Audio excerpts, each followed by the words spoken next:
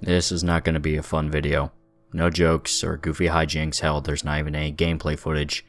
And that's because this subject is far too grim to even consider making light of, which is saying something considering this channel. Quite frankly, this is not something that can be joked about. In Texas, there has been a legal battle brewing over a 7-year-old boy named James Younger. His parents divorced and there's a custody dispute raging over him due to the mom's behavior towards James. Mainly her penchant for pushing transgenderism on her son. You're a boy, right? No, I'm a girl. Who told you you were a girl? Mommy. When did she tell you you were a girl? Because I love girls. Oh, I see. So mommy told you you were a girl? Uh-huh. Even outright enrolling him in school as Luna, and demanding the right to put her son on puberty and hormone blockers, something that would absolutely destroy his body and essentially chemically castrating him for life. She claims he genuinely has transgender inclinations, but quite frankly her word is sketchy at best. When she first saw the signs, she took James to an LGBT family therapist, which is basically a paid activist that diagnoses everybody as closeted gay or tranny deep down. Then lo and behold, James is shown to be transgender and is socially transitioned into being female. But remember, this boy is not even 10 years old yet. I apologize if this subject seems very political to some, but I'm very protective of children and I hate what's been going on with this. Ever since I read about what's been going on, it's been like a black ball of venom in my gut. It just fucking enrages me. Jeff Younger, James's father, has fought tooth and nail over this issue, seeing his ex-wife as an abusive monster that's exploiting his son for her own sick pleasure. He insists James despises wearing female clothes when staying with him, and only goes along with the act because his mother forces him to. The court case went on for several months, mainly because it was impossible to really decipher who was telling the truth due to the he said, she said nature of the argument. Then, as of October 24th, 2019, the ruling was decided. The mother would be allowed to keep James and transition him into being a female, much to the heartbroken sorrow of his father.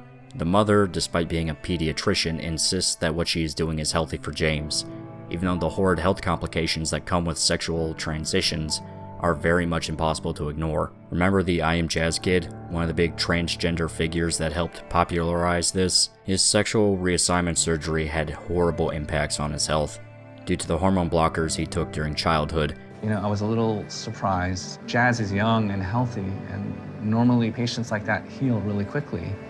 But instead, it just looked like the sutures were starting to spread, and the color of the skin right along the edge of the wound, you want it to be nice and pink, but it was looking dusky, kind of bluish, which can be a sign of too much tension, there not being enough blood supply. So I was pretty worried at that point. Constant pain and infections from a botched surgery led to a mental breakdown where he vanished from television. This is a serious issue that pro-transgender people ignore or outright punish people for bringing up. The 41% suicide statistic is not a joke. It's the consequence for pushing a very permanent decision onto people with very short-term problems. Bad enough that this is the expected result for adults, but pushing this onto children is simply fucking evil. There is no nuance, no middle ground here. This is something that is hidden from the public eye because they need the delusion to be sold instead of the reality. There is no magic pill that will turn you into the opposite gender, no spell or chemical you can take that would make you Ranma. Gender reassignment surgery is cosmetic at best. If you're an adult, you obviously have the right to do what you want with your body, so long as you're not impacting others' rights in the process. But you simply cannot sit there and tell me that children that haven't even experienced puberty yet understand the complexities of sexual genders and identity. The people that push for this understand this, they really do. They know there is no logical reason for it. Instead, they simply choose to mob against anybody that calls it out, because they're obsessed with an ideal, a utopian fantasy that will never come true, that they can all be whatever they feel like deep down, even though that's simply not true and it will never be true. But the case with James goes beyond any politics regarding transgenderism. Instead, it's more proof that a serious issue lies within the LGBT movement, the exploitation of children. We've seen kids being pushed as icons of sexuality. Worse yet is how the transgender movement goes after younger and younger age groups, with Discord groups being leaked showing entire cults formed that specifically blackmail impressionable children into transitioning for their own sick pleasure. It's a fetish they push onto kids, nothing more. Because that's what this is. Children are not capable of being transgender. They simply aren't. John Money, the father of the modern idea of transgenderism, sexually abused 2 twin brothers and then passed it off as research, claiming that one of the brothers fully transitioned into being a girl and was happy as such, even though that brother went back to being a male. Honestly, think about this, people. Really, sit down and think about it.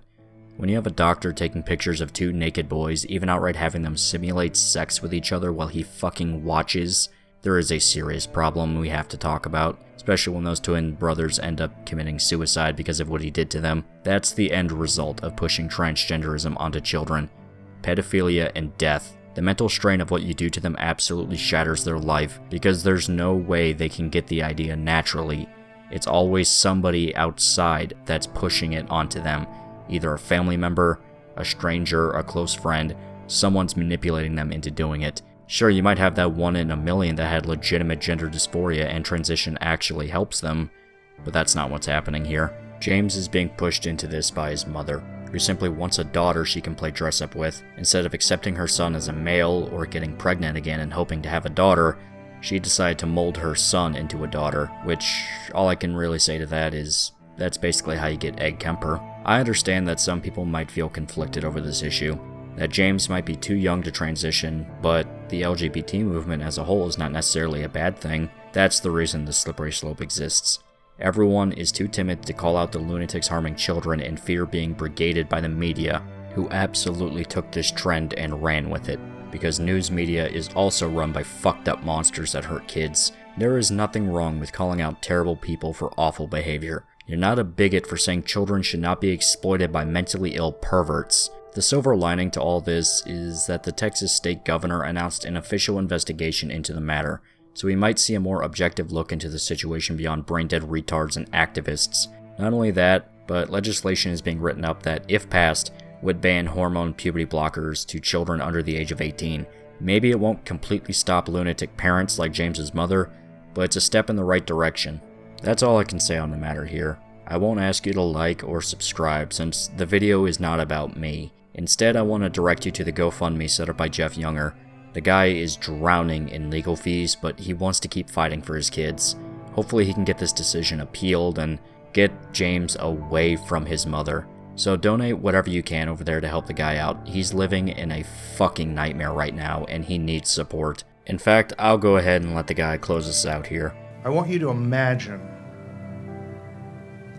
having electronic communication with your son on FaceTime. And imagine that your ex-wife has dressed him as a drag queen to talk to you. He has false eyelashes and makeup. His hair's got glitter in it. He's wearing a dress. Now, imagine how you would feel seeing what I believe is actual sexual abuse. I believe this is not just emotional abuse, but is the very most fundamental form of sexual abuse, tampering with the sexual identity of a vulnerable boy. Every single day, you have to see your son sexually abused, and you have to maintain your calm. You have to be the one who's calm, because the courts are not going to be fair to you. And the only way you can survive this and get your son through this alive is to calmly allow your son to be tortured right before your eyes and outlast the opposition. That's what it's like.